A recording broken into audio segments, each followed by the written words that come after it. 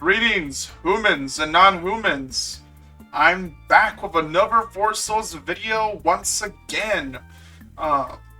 So originally I was gonna upload a different Four Souls video, but that one had to be delayed due to unforeseen circumstances. But hopefully it'll be there.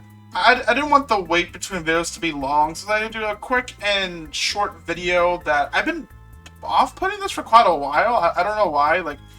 I think I made this like years ago, and I just barely now have finally done the bare necessity of the stuff that I should have done a while ago. And those who are wondering what I did, the Basement Dweller, have made some pretty groovy cards for the Biomagic 4 Souls. These are custom cards. I call it the Basement Expansion. And you may be wondering, oh, Dweller, that's so cool, or I don't know what you guys would think, actually. But those are curious to why I made this video right now is because recently I have uploaded my cards to Tabletop Simulator. So those who aren't aware, Tabletop Simulator is a popular Steam game that allows you to play, well, not Steam game, just PC game. I guess you could buy it other places outside of Steam, but most people buy it on Steam. It's a PC game that allows you to simulate different tabletop games, and one of them being Four Souls. And Four Souls has a very active community in Tabletop Simulator. I would even argue that the Tabletop Simulator community is bigger than the normal Four Souls community. And one of the reasons why is because there's a lot of mods.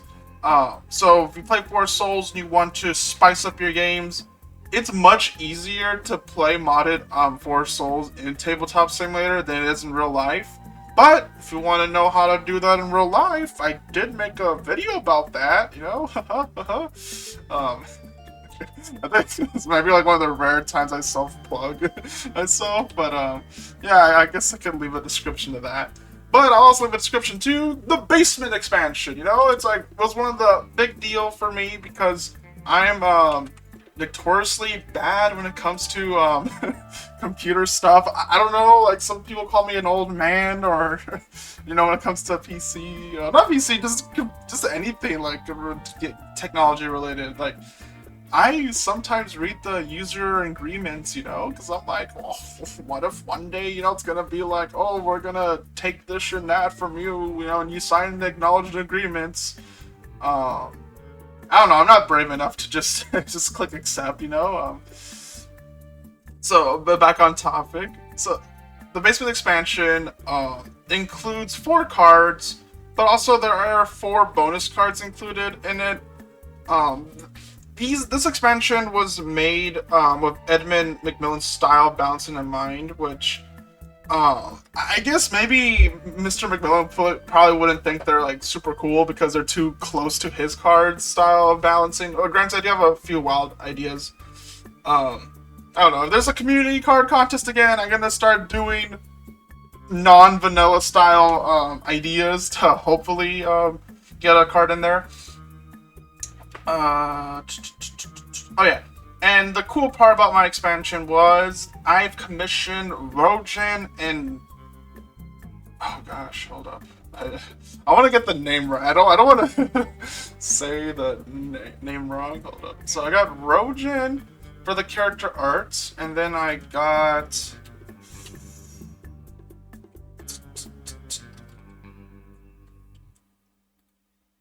Takara. I hope I'm saying that name right. To do the item artwork, and I really like that I did this because I wanted my cards to feel super close to the official, you know, game. Like, I know there's like a lot of people that just make cards, and you know, and that's cool, but I don't know, when I play Four Souls, I think it's pretty cool when you come to my table and play, because there's a chance you could play as one of my cards, and they fit in mostly nicely, and I don't know, I feel pretty proud of them. You know, maybe you might be interested in them too. So let's go over the Basement Expansion. Oh yeah, and also in case you're curious, you could always... I'm gonna leave a link to it. That is... oh wait, hold up. Sorry, I just forgot I had to do turn off. There we go. I was like, whoa, what's going on? Actually, I'll show that later. Yeah, it's technical difficulties when you're doing things off script. But yeah, let's go over the cards. So over here we got Basement Dweller, who has standard 2/1 stats right here. If you tap, you could play additional loot card this turn, and their starting item is Basement Tome. So I guess I should do a fun fact behind the scenes. I learned a lot about the art of Four Souls character cards and item cards and whatnot. Cause like I thought it was as simple, just plaster of PNGs and you're good to go. No, I found out that it turns out the little piece of paper, you know, where the stats are, it's a tiny bit transparent, and it's something I didn't even realize was a thing. I had to like, oh man, like they're talking about like days, weeks, because I'm like a perfectionist, and like at a certain point I stopped myself because I feel like I've gone too far, and I think this is the closest I'm ever gonna get to the most official looking stuff. I even studied character sizes, and there's one card in particular that I still a bit iffy about, just because I'm not sure I even got the size at a level that feels satisfying. But we'll go back to that one later. So yeah, I really liked this card. It has the modern Dweller color designs. If you're curious, my VTuber rig right here actually is using like an older color palette. I don't know if you ever want to do like Dweller fan art, you know, that's the type of gray I actually prefer. Sorry, my eyes were missing for a bit. Next card we have, so like how the lights, the eyes are a little bit illuminated. You know, it's pretty cool. It's pretty cool. Next up, we got Basement Tome, which is a tome that Basement Dweller wields in the Dwellerverse. I believe in issue 001, in fact, you can actually see Dweller using it. So that's pretty cool that we even have this. like we're like, whoa, Dweller issue number 001. No, we don't have Dweller comics yet. So Basement Tome, artwork's done, you know, but Takara, and the ability, that's the more important part, you know, not the artwork, the ability, is you tap it, shuffle the loot discard, and look at the top 3 cards of it. Put one in your hand and shuffle the rest back in discard. And it's also an eternal item because, well, it's eternal. I think I've made a card, I forgot which one it was, but then like, I think it was Bustin' Blotch was like, oh, you forgot to put the eternal tag, and then I was like, what? I just didn't realize that, and yeah, it's really important to make sure you put that eternal tag. So let me go to the thought process of this card. I've always been interested about the discard piles in Four Souls, because I feel like only like a few, like maybe like 4 or 3 cards entirely of Four Souls even deal with discard piles.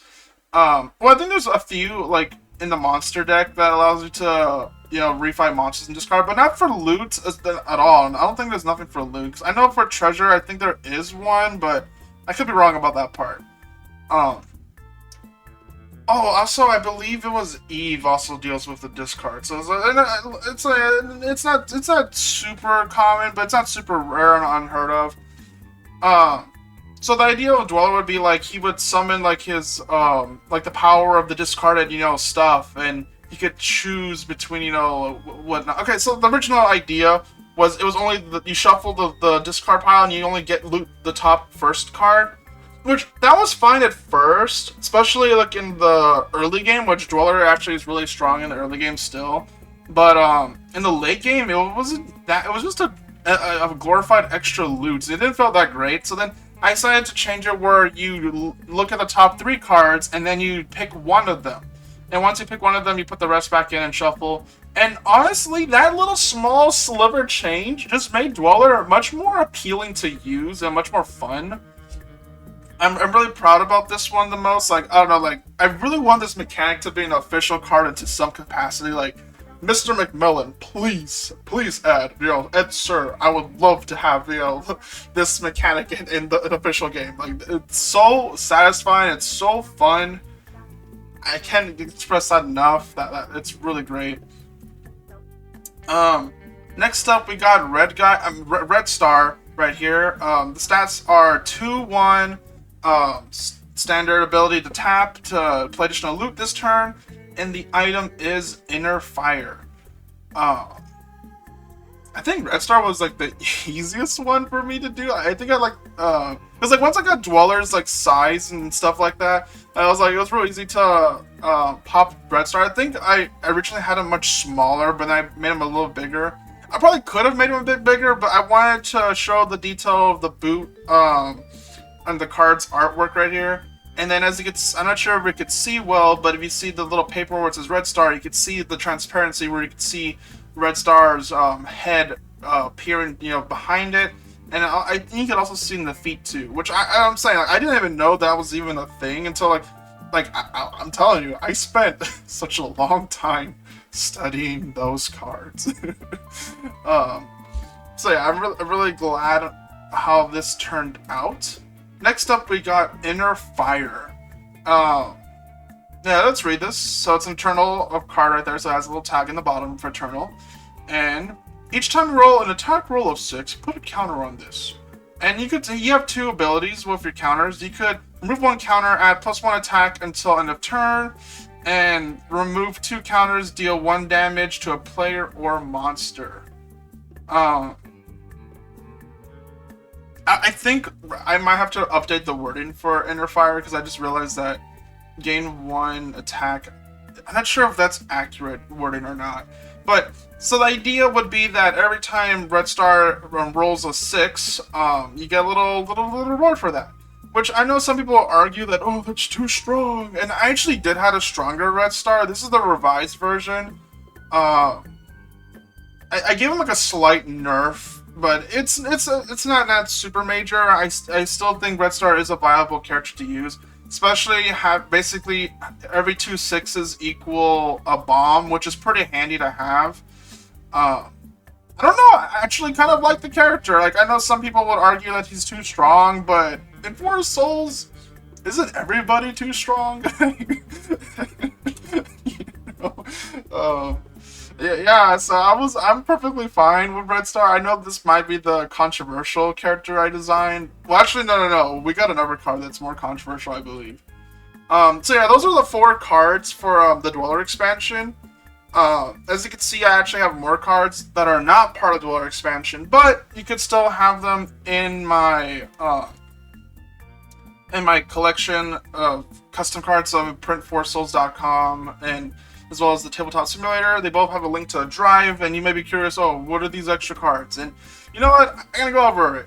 I believe it was, let me check the name just to be safe once again. It's It's Hesus. Is that it? Is that how you say it? It's Hesus? Oh my goodness, is that how you say their name? I think it might be that. I don't know why I always said it's Hughes, but I don't think that... Huh. Well, it's Hesus. I'm assuming that's how they say their name. Commissioned Rojan to do artwork for Edith and items and Tainted Edith and Tainted Edith item, which... Honestly, that was like a pretty big deal, I believe, in the 4 Souls community, because like, I kind of want to do the same with the Revelations characters, but I don't know if I want to like scounge up money right now at the current moment, but I kind of want to do that and then give the art to the community so they could make their own versions of the Revelations characters.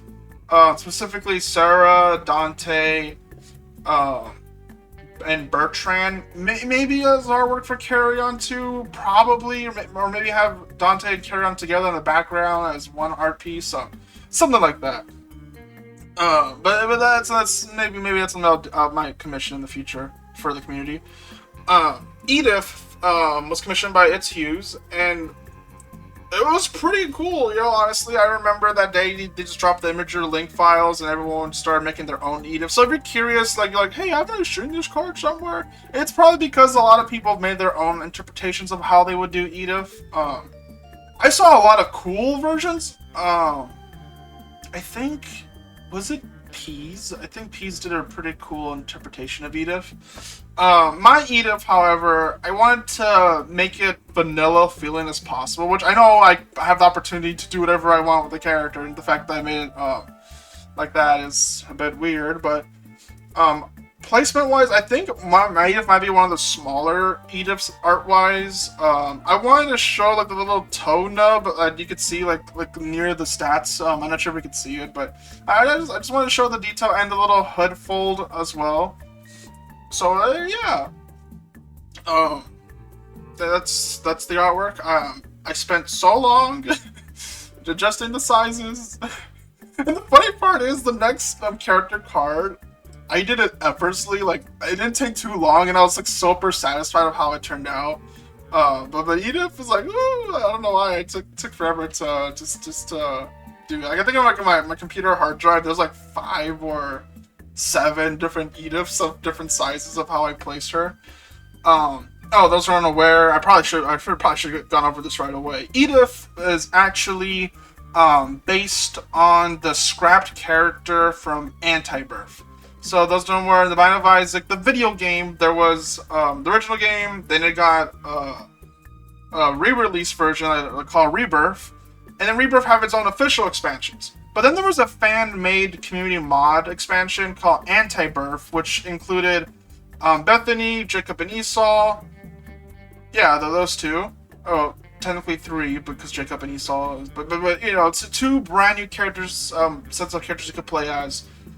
And then the game got ported over officially to become the Binding of Isaac Repentance. So like the mod was so good that Mr. McMillan, you know, hired the team to incorporate the mod plus more into the official game, which is amazing, honestly. Like I still remember that day, like they announced Repentance. Like I think it was like in Isaac Discord, I was talking to Akio, another Force Souls community member. I was like, oh man, I really do miss that that Anti-Birth, and they're like, same. And the next day they just announced Repentance, which is like, I still remember that memory to this day.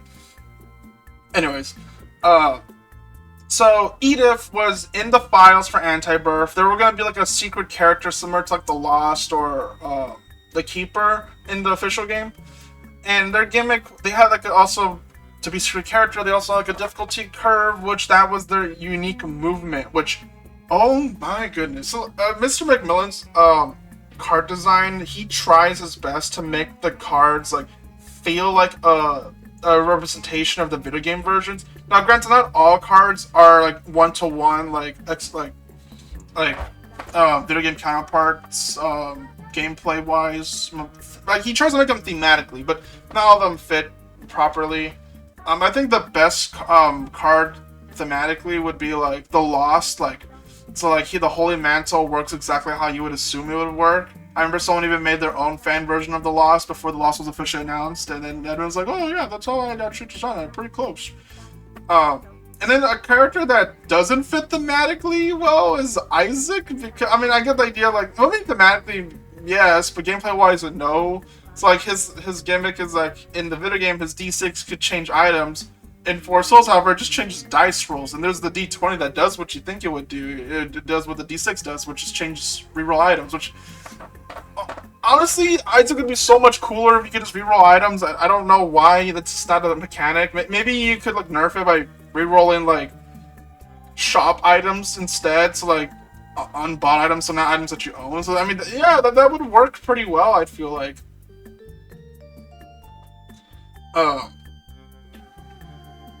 So yeah, Edith's gimmick is that they hop around and they shoot normal tiers and stuff, but yeah, they don't walk, they just hop because they're a pillar of salt. Those who aren't aware, Edith is another biblical character, which most of the Isaac characters are. So Edith is the supposed name of Job's wife when Sodom and Gomorrah, I don't remember how there was like these 2 cities of full of sin and whatnot, and then like God sent angels to destroy them. And then, like, while Job's family was going forward, or maybe Job, maybe it's pronounced Job, they're like, the angel's like, oh, no matter what you do, don't look back. And then for some reason, Job's wife, which in most versions of the Bible, they don't name the wife, but some versions, there's 2 names, Edith and another name. I'm sorry, I need to study my Bible lore here. But Edith sometimes was one of the names where they turned into a pillar of salt. They weren't supposed to look at the city when it was being destroyed. Not sure why someone would disobey an angel's order like that. If anything, I would be too freaked out and just look forward and not look back. But Yeah, I really like the artwork depicts Edith looking back. That's pretty cool. Really, I like how the art turned out. So let's go back to Four Souls. It's just like I really diverted myself today. So the item we got is Salt Shaker. Watch this be longer than the Edmund McMillan booster pack videos. Oh no, I'm so sorry. Up right here we got Salt Shaker, which this is the one that I feel like a lot of people might have a few problems with. Okay, so let's get this. I thought it was self-explanatory, but then I had a player recently play this card, and they were a bit confused, and then they got me confused, and I'm like, dang, maybe I gotta redo this card, and maybe I might do, honestly. So you tap, choose a player until the end of turn. Each time the chosen player misses against a monster, they roll 4 to 5, deal 1 damage to that monster. 6, prevent damage you take. So I thought really hard how would I incorporate Edith into Four Souls, and I really tried my best to think of a unique movement. I couldn't figure it out. Like, anyone that could like replicate the feeling of the weird Edith movement, you have like amazing Four Souls like translation of game to card translation abilities. I couldn't figure it out. Instead, what I did was translate the Salt Shaker item into Four Souls, which was another unused item, which it was an active item, so that's why I made it a gold card. And when you use it, a salt ring would form around you. Now the salt ring was interesting because the monsters would be scared, right? So they would run away from it.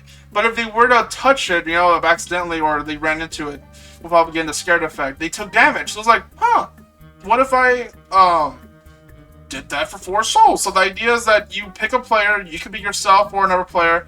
They get the ring of salt.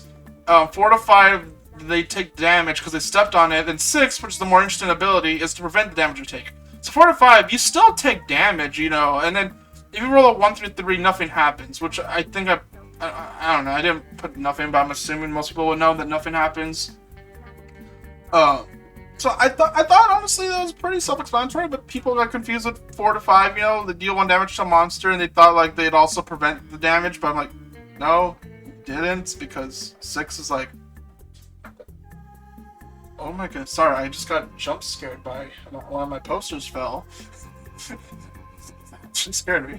As a recording, it's almost 2 o'clock in the morning. Wait, 2 o'clock? Oh, hold up. Oh man, we gotta speed this up. Okay. So yeah, that's how I designed Edith. I don't know if people like this one or not. You tell me in the comments if you didn't like this or not. Now this one, I gotta do a little explanation. So, in the Binding of Repentance, there are these tainted characters. And this, Isaac modder named Lamb Chop is okay, I believe that's their full name, or maybe it's just Lamb Chop, but let's call Lamb Chop is okay. They made a mod for Edith and for Repentance, as well as made their own interpretation of Tainted Edith, which the artwork is mostly accurate, except I think it's missing like the robe that Tainted Edith had. But at least they got the hood and the spikes, and the idea would be like they would be similar to I forgot what those things were called, but like in Isaac, there's an enemies that are like these blocks with spikes with an eye on them, and when you pass by them, they move like in one direction forward or up and down or left or right. They don't go diagonal, but Tainted Edith can. And I believe when people ask, you know, Lamb Chop, oh, what's the name of Tainted Edith? Because all of the Tainted characters have like a little title to them and whatnot. Lamb Chop said the Begrudged, and that was honestly a pretty cool name, honestly. And I'm very, very proud of how I did this card art-wise. You know, I'm so proud. We're gonna go into the details of this. Like, I'm surprised how easy I did this and didn't have any trouble afterwards. Like. So, if we look closely right here, we're going to see that the Begrudged has 2 spikes, but those are behind the paper of the word Begrudged. And then we also see that one of the spikes on our left side, but on their right, it's a big one. It's above the paper layer. And I feel pretty proud of doing this. Like, it looks so cool. So basically, like, the paper's in between, like on the head, so like, between the spikes right there. Really liked how that came out. Ooh, we got a sneak peek of the next card. Yeah, I just really love that detail. Like, I don't know, I see other people do Begrudged, and I was thinking, like, I don't want to sound smug. I'm like, ooh, I like mine a bit better. Art, really love how this card turned out. So basic ability 2-1, and play additional loot card, Begrudged Eye starting item. Now, so same appliance happened to. Well, actually, no, this was an interesting one altogether. So, Tainted Edith the Begrudged, they move, like, similar to those blocks enemies I described, but they can also go diagonal as well, and you could stop in mid-direction and whatnot. Honestly, really fun. I have the mod. It's one of my favorite, Isaac mods to play. Like, like, when it comes to modded Isaac, I'm, like, an Edith main. I also love playing Tainted Edith as well. Really, really well thought out and designed. I really enjoy both characters. So if you're listening, Lamp Chop, you know, you did a really good job. So I did not incorporate the movement into the item, just like, because it would be really weird if I did that. And also, like, how would you even do that for 4 souls? I don't know. So here's my idea for Begrudged Eye, and it's I like it a lot for the social aspect right here. So I might have to reword it because, like, I don't think the wording's up to par with official wording. But so you tap and you choose one. You can either reveal a player's hand for all players to see, or reveal the top card of the monster or treasure card. So the idea is that you have a Begrudged Eye, you could just see things, you know, and make other people see things as well. Which I think I like that thing, like, because, like, Force is a social party game, so, like, the idea would be like, oh, you know, player number 3, I want you to reveal your hand, you know, and they reveal their hand to the party, and then they see, oh, they got the Lost Soul or the Death card, ooh.